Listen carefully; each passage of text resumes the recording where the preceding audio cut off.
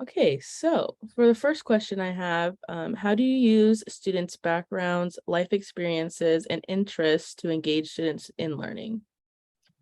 Yeah, so I think in my work helping them with their post-secondary planning, I usually just, try to listen to them and listen to their experiences and have them, share as much as they're comfortable with me about their background. And then I try to get them to see how that might influence their own decisions and where they want to go to college, and kind of using their own identities in the post-secondary planning, I guess. So I think that that's super important to not just see everyone as like a one size fits all situation, but like every kid is different, every family is different, and what's going to work for one kid, one family isn't what's going to work for another. So just try to like help them utilize their own identity and their own needs to form their own plans for their life after high school. Awesome. The second thing is, what things do you establish in the classroom that allow students to feel physically, intellectually, and emotionally safe? Yeah, so when I do like workshops on Mondays, and that's kind of like a teaching setting where I think I first started out with kind of a little check-ins, like seeing how they're doing. Sometimes we'll do like a grounding exercise where we'll do some type of mindfulness. Last week I did like some deep breathing and some, resting of the eyes and just kind of guiding them through that. And then just making them feel safe by letting them know, like, if you need to leave at any time, like feel free. Like this isn't an obligated space, but just like a space that's hopefully going to help them with those post-secondary plans. Next, how do you create a caring classroom community that encourages constructive and productive interactions? Yes, I think what I like to do is I like to set some ground rules, but instead of me kind of setting, here are the rules for this space, I try to say like, okay, what do y'all think like is going to be the best way to make this space productive? So what do you need in this space from each other that's going to help you get the most out of this time that you're spending because it's an afternoon time. So it's definitely like not a time that they want to like be spending listening to other people like talk over each other, and like that's like kind of a waste of time. So they usually say things like respecting each other or not talking while someone else is talking, things like that that just kind of promote respect amongst everyone. And I like giving them the opportunity to choose the things that matter to them. So it's not me making the rules, it's like them creating community guidelines together. Awesome. Do you use technology as a resource to help the subject matter be more accessible to all students? Oh yes, I'm on TikTok, I'm on Instagram Reels.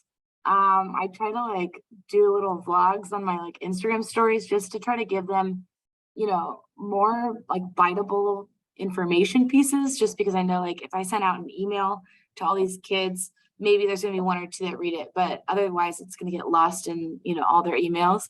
So I like to try to make it like fun and engaging. And I know they spend a lot of time on social media, so like might as well meet them where they're at already and try to give them that information that way. So it's been pretty successful so far. Definitely still building on that and trying to figure out new ways to use that. We also have different online platforms that make everything a little bit more centralized. We use Zello, which is like you can see like different career planning, different college planning. You can request transcripts and letters of rec. So I think just having like, the information in a lot of places helps them Mhm. be able to like find it easily. Awesome. What instructional strategies do you use that are appropriate to the subject matter or makes it more appropriate to the subject matter? I think for me and my work with talking about their like after high school plans, I like to really ask them a lot of questions and keep it engaging because I'm not the one that's going to tell them what they should do after high school. That's up to them. And I think that that makes it like less like I guess, a traditional classroom setting in some ways because I want them to really feel empowered, and like they can make their own decisions because that's what they're going to have to end up doing. So yeah, it's like providing the support, but also providing them the space to be like, this is your decision, and trying to make the way I teach them information reflect that by adding a lot of like activities, or, talk to your neighbor about this, or, Mhm. individual conversations type thing. Cool. For you, what is the most difficult part of developing long-term and short-term instructional plans that support all students? I think for me, this is my first year in this specific role. So part of that challenge comes with trying to like fly the plane and build it at the same time. So I'm trying to like plan all this curriculum for people in ninth grade and 10th grade while also supporting seniors, like actually making their college lists and doing their applications and checking them. So it's been hard to like support all students grade level wise. And then also it's difficult when there are the students that know they want to go to college, they're prepared to go to college. There are students that have different paths that they're trying to figure out. There are students that don't even know what their path is. And maybe some of our higher risk students are in that category, and it's harder to support them while also, running college workshops and doing application checking, because that's such a big part. And like, I only have so many hours. So I think that some of that slips through the cracks in the post-secondary planning, like not offering enough space for more career-centered education and also like life skills. Like that's something that I would love to implement in our college and career center one day, is like doing some sort of life skill series where we go over just things that like all students need to know, not just students that are planning on going to college or planning on going straight into the career, the workforce. So Thank you. Okay. For you, how do you specifically collaborate with other colleagues to support teacher and student learning? yeah, so I think, well, my colleagues are in, mostly in the student support department. So we collaborate a lot on, like I help the grade level team, specifically the 12th grade level team, and we meet together and we discuss, okay, like what are the events that we want to do that are going to incentivize students to get their applications checked, incentivize students to fill out financial aid applications, and how are we going to best, just support them in that whole process this fall. So we meet pretty regularly, and then our department as a whole meets together monthly. And that just, I don't know, it helps everyone be on the same page so that when we go do our separate jobs that are all supposed to be supporting students, that they kind of create like a net that hopefully students will have a harder time falling through the cracks. Mhm. But yeah, that's probably the biggest way. And then we collaborate with teachers sometimes. Sometimes I'll, collaborate with them on doing like some kind of career presentation, or, talking about what they're doing in their classrooms. So then I know what students are already getting. So hopefully I can either like enhance that, or like fill in some of the gaps that maybe they're not getting in their normal like core classes. Awesome. How do you involve students in self-assessment and goal settings? Yeah, that's like basically all I do. I feel like they take self-assessments usually in some of their classes. So they kind of have like an idea of their personality types and more like broad things like that. And then when I, run my workshops, when I run like the college list workshop, we went through this whole online program that like helped them see what they would like in a college, what they wouldn't like in a college. And it's like an assessment that way. And then what you said, self-assessment, and then what was the other one? Goal setting. Oh, goal setting. Yes. So we write down all our goals. We write down like our goals for post-secondary planning. And it's I don't know, I think writing down goals is really important. And so that's definitely something that we incorporate in like our center. What strategies do you use to resolve conflicts in the classroom or in your workshops? Yeah. I think like, I don't know, I'm a firm believer in restorative justice. So I think having those one-on-one conversations is really important. Um, and not like just calling people out in front of the class. That can be really problematic and like harmful. But yeah, just trying to create like a, like a feeling of like I am your colleague. I'm not, your instructor, the person that's going to get you in trouble or things like that. It's like, let's just try to create this respectful space. And if it's not respectful, we'll have a conversation about it. But yeah, I'm not really like the discipliner. Mhm. Yeah. Do you consider yourself a lifelong learner? Yes, I do. To an extent. If you want to, but you can also just answer yes if you'd like. Yeah, I mean, I'm in grad school, I'm learning more, but also just like learning for this job, I feel like I've had to reach out to a lot of different people, and also a lot of online resources. So I feel like I'm constantly learning, and things are always changing. So you have to keep learning, because if you don't, you will not be able to do your job correctly. So Absolutely. Um, so how can you ensure that social justice, equity, and cultural competency are present in your workshops? that is huge. Yes. And as a white woman, it is very difficult sometimes for me to see outside of like my blinders, like my one worldview. But that's why I think it's so important to get voices from different worldviews than you, no matter, what your personal identity is. And I think it's super important in post-secondary planning, because I think a lot of times students of color or students from, traditionally marginalized communities haven't gotten those same resources. And I think being able to specifically help provide those. I mean, our high school is really diverse, but it's like, how can we best support students that are first gen? How can we best support students that are undocumented? And really trying to like provide all the resources, instead of just like a subsect of like people that look like you, or people that have traditionally been widely accepted in higher education.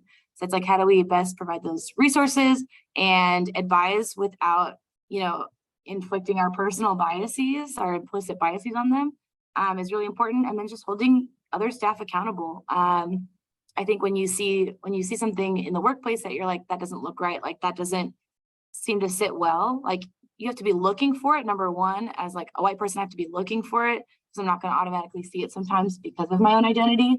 But then when you see it, calling it out instead of just like letting it slide under the radar, I think is really important. And hopefully that's something that all staff can do for each other, and not just like a few people, Yeah. Do you personally develop plans for yourself that promote personal and professional growth? And if so, how do you do that? Yeah, I think I mean, one of the ways I'm doing that right now is through going back to school, because I saw kind of a gap in my knowledge about social and emotional well-being of students. And so that's something that I really wanted to enhance and improve on. So that's definitely like one of the reasons I went back to school. And then also our school does provide like a lot of professional development, but then on top of that, we all get emails from different, newsletters we're signed up to, and we share them, and we're like, look at this, a great PD opportunity. And I definitely take time out of my schedule to like make sure to go to those, even if it is inconvenient sometimes, because it is important to just like keep learning and not like remain stagnant, especially in the education field. How do you make sure that you are well prepared for the class day? I'm not well prepared right now because I have a workshop after school. Usually I like to plan before it starts. So that's what I'll be taking my afternoon, preparing for that. But I really like to, I just like to have a plan of like how it's going to go, with times, honestly, because I have like attention issues. So I need to have times, or else I will get sidetracked and make it run long. And the kids don't like that, because we do a raffle at the end of it. And if kids leave before the raffle's drawn, they're really mad at me, because then they don't get a chance to win. So usually I plan it out, and I like to take like different sources. So it's not just like my own personal like views on how to write a good college essay. It's like I'll take like sources from podcasts and articles and the UC system, and I'll put it all together. And like usually I don't do PowerPoints, but for this one I'm going to do a PowerPoint just to kind of like stay organized, and have a beginning and a closing. So that's what I like to do. For you, what are some of your strengths as an educator, and where can you improve? Ooh, I can improve on my organization skills. That's for sure. Yeah, I feel like I'm kind of all over the place sometimes with that. Like I have everything written down, but it's written down in a lot of places and it's not super concise. I think some of my strengths are I relate well with students. I'd like to think like I feel like I have a good rapport with them. I just treat them like they're humans, like like they're their own beings that are not less than, or like because of their age or anything. So I think that that's helpful. But yeah, definitely organizational, and like I just know I need to learn more about my specific area, like of college and career planning. I don't know. I feel like I still want to like learn about that content wise. So definitely trying to get there soon. Hopefully. How do you assess students in your workshops or in the classroom in order to monitor student learning?